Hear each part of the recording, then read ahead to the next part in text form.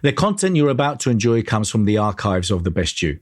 We're devoted to the very best in personal development. With a magazine and resources dedicated to inspiring and changing people's lives, at The Best You, we work with the world's leading writers and trainers on the evolution of the self, and people whose journeys have been affected by their work and words.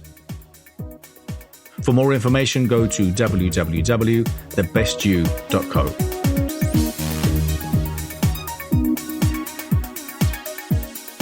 So thank you so much for being here. So Catalina and Dr. Katia were both ladies were going to be speaking at the Best You Expo. We would have been there today. But anyway, we're here live. So I'm going to read a very brief profile. So Katia and Carolina, co-founder of Inner Growth Lab. Katia is a board-certified psychiatrist with passionate about behavior modification, skill development, and mindset optimization. Like I was saying before, we need a lot of that. And then Carolina is a board-certified psychiatrist too, with whole passion. So it's both the same. Okay, Carolina, please correct me now anyway. So tell me, what is your expertise and what are you helping people with now? So we are both psychiatrists. I work in the field of addictions. So there's a lot of mindset change and behavior modification, building new habits. And do you want to talk about what you do? Yeah, so I'm a psychiatrist, but my expertise is in a geriatric population. So basically, my work is focused on how living your life well so that we can make your brain be as healthy as long as you can. So my message is not about lifespan, but about health span.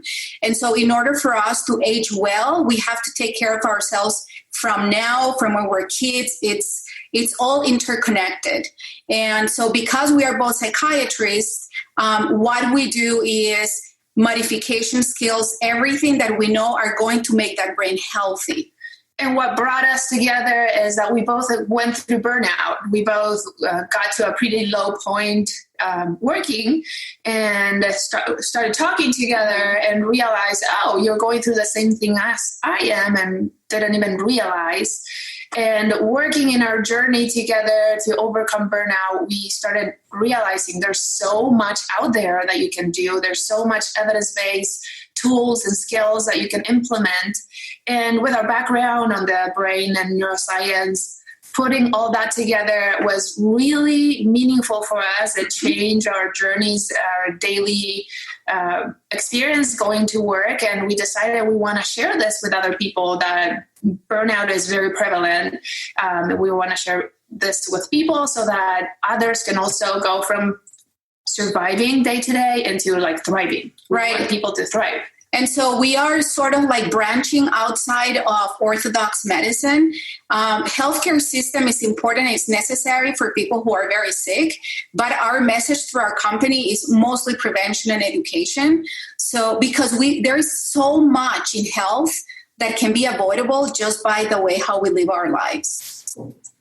And I was going to say that obviously, both of you together have, you combined have, great expertise. And obviously, you are, very knowledgeable. I find it interesting that both of you coming together with the expertise you have, very, very interesting. Right.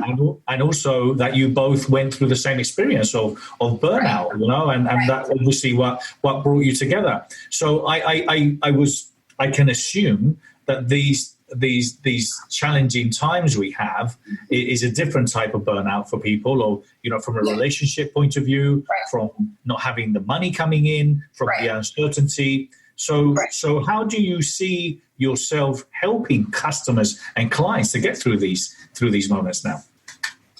Well, actually, we've been talking about this, and we're working on a little bit of a workshop for healthcare providers, because the panic is such a big thing right now. I mean, you go to the store, there's no toilet paper, there's no essential stuff to buy, and panic is not necessary. sure, we do need to prepare. We do need to know the facts, what's going on, but panic is a choice. And unfortunately, the community around us, the attitude that the community is choosing, is very contagious. And this panic that's going around is spreading faster than the coronavirus is spreading, actually. Yeah. And is this something animalistic or prehistoric in that, of having this hunter-gatherer mentality that I've got to go out and bring some food home, and then you see these people, because we've all found them in the supermarket. I know it's a joke, but you see people with toilet rolls for 6 years. Like, where are you going? Where are you going with this?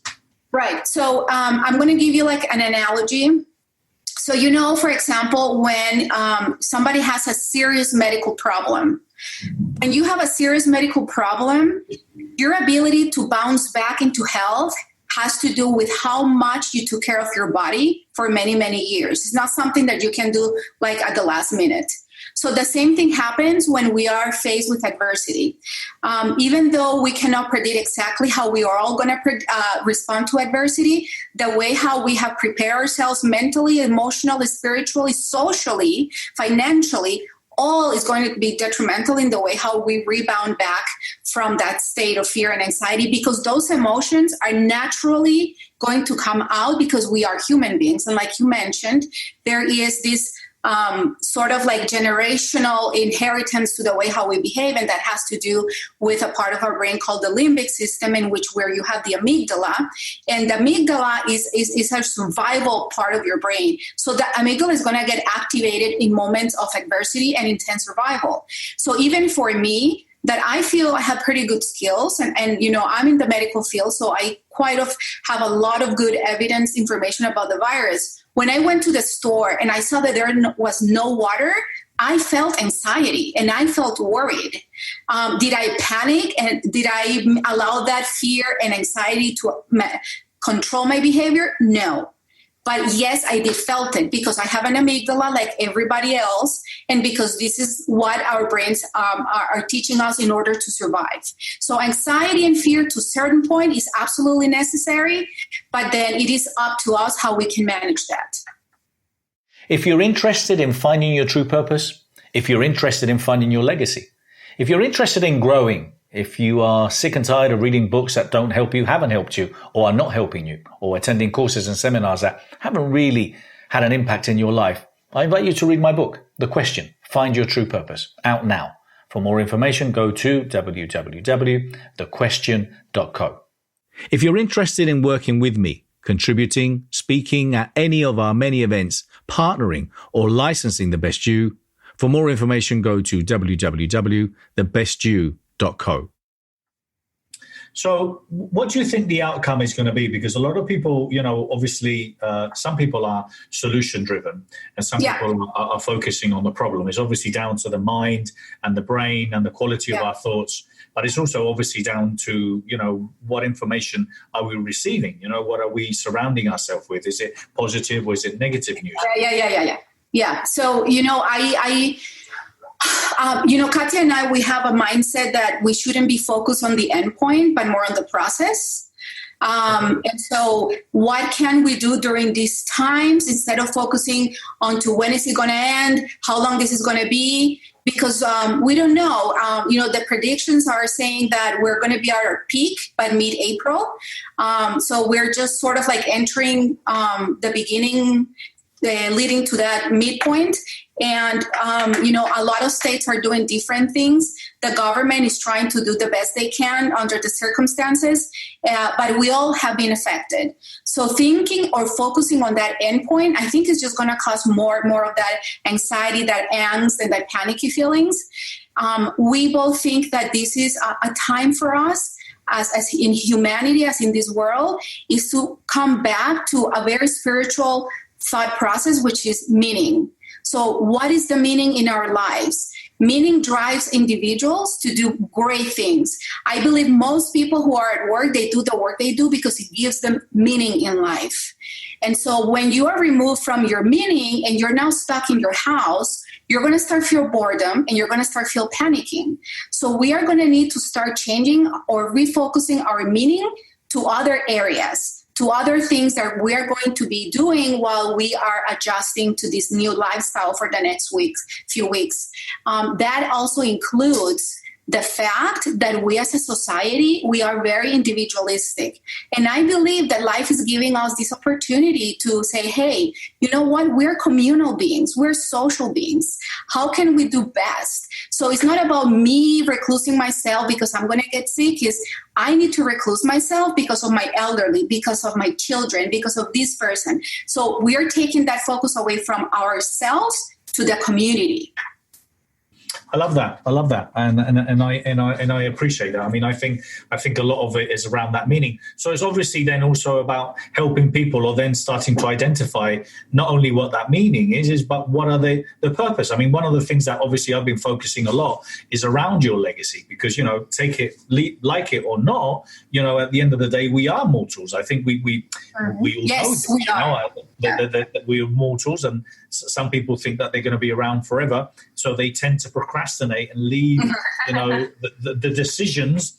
I'll take care of that tomorrow. So yes. The reality of passing away is more real in your life. So maybe this is a time to do a checklist, a bucket list of the things that you want to do and leave behind, and start focusing. And it might be about that, about building bridges. It might be about working on that. So what's your thoughts around this, and how could people, what are the best tips and advice for people to focus on their meaning and purpose?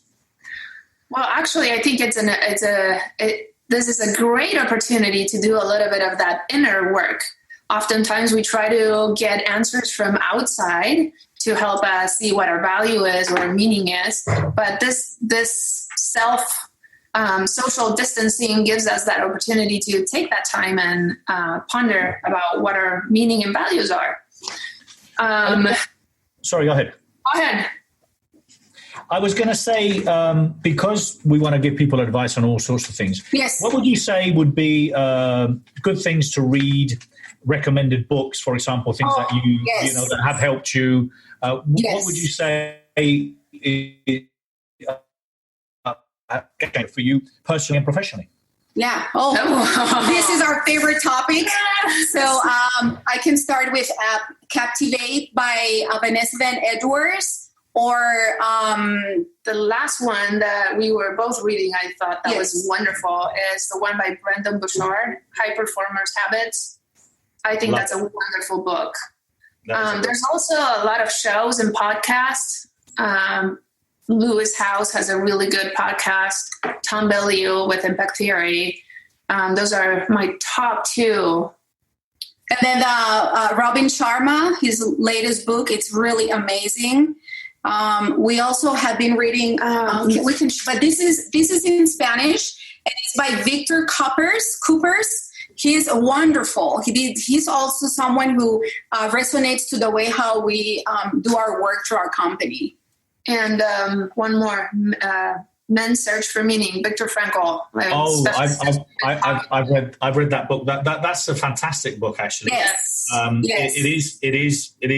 It is sad in a way, because it talks about apathy and empathy, but it's obviously based on the Holocaust, and obviously his experiences living it. But it's a great book. I'm going to recommend a couple of books. Sure. I'm going to recommend one now that I for me was brilliant, which I think is very current, would be very good and appropriate now when we're bored at home and we're trying to do new things. And this was Atomic Habits by James Clear. Great book. It's about creating new habits and creating new things. And a book that I will always recommend to the day I die I'm a massive fan, obviously, of Jim Rohn, without a doubt. So I love Jim Rohn. But the book The Subtle Art of Not Giving an F-U-C-K. Oh, yes. I love that. I have that book too. And I'm just trying to find the title, because I always get the title wrong. But it's just about The Mindful Athlete is a great book from. That's an amazing book too. George Mumford, he's brilliant. Yeah, the book that I love that really triggered all sorts of fantastic ideas is Elizabeth Gilbert's Big Magic. Brilliant book. And the reason about that, or why I think that book is so great, is because it talks about ideas. And the previous panel that I had before, we were talking about ideas. This isn't a time when we can be so creative.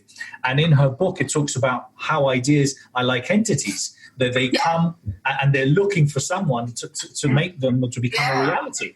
And if they don't become a reality, then all of a sudden they go to someone else. And I'm sure we've all experienced that when we said, "Oh, I thought of that 3 years ago," and all of a sudden it's invented. Right. So I'm a great believer that if you don't bring your ideas into reality, they will find another home. And also, I think it's your obligation to do so. Yes, for sure.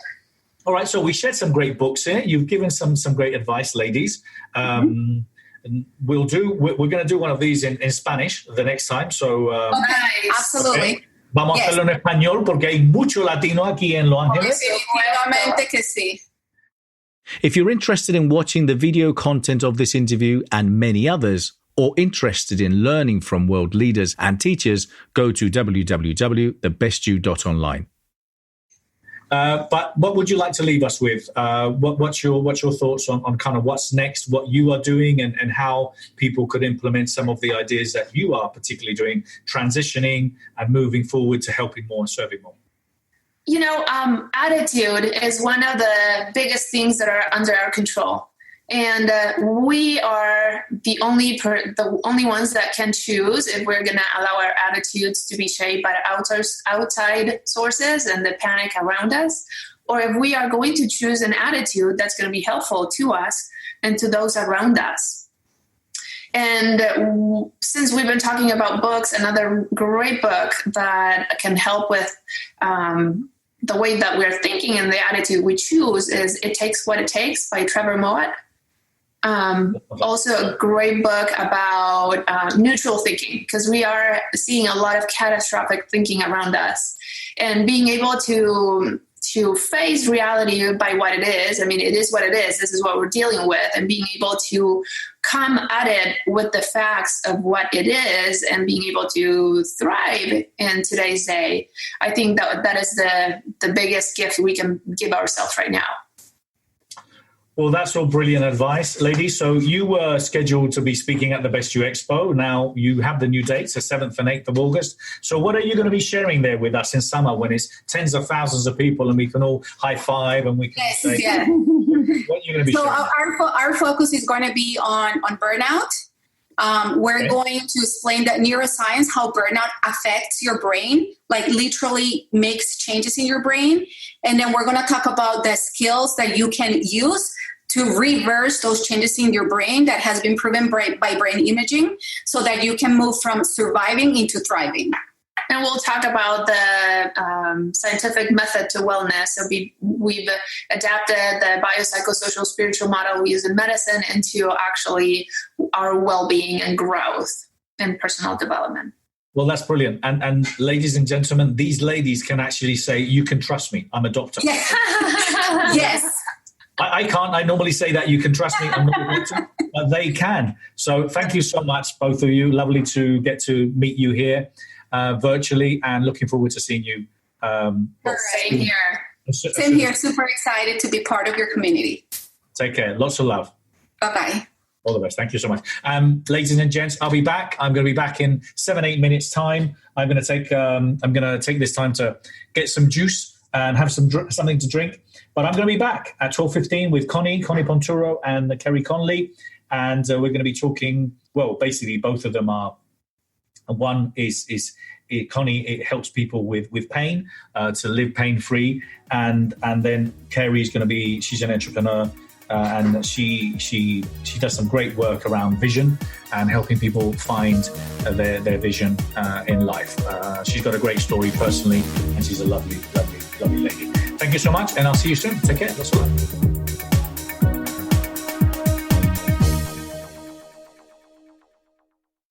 For more information, go to www.thebestyou.co.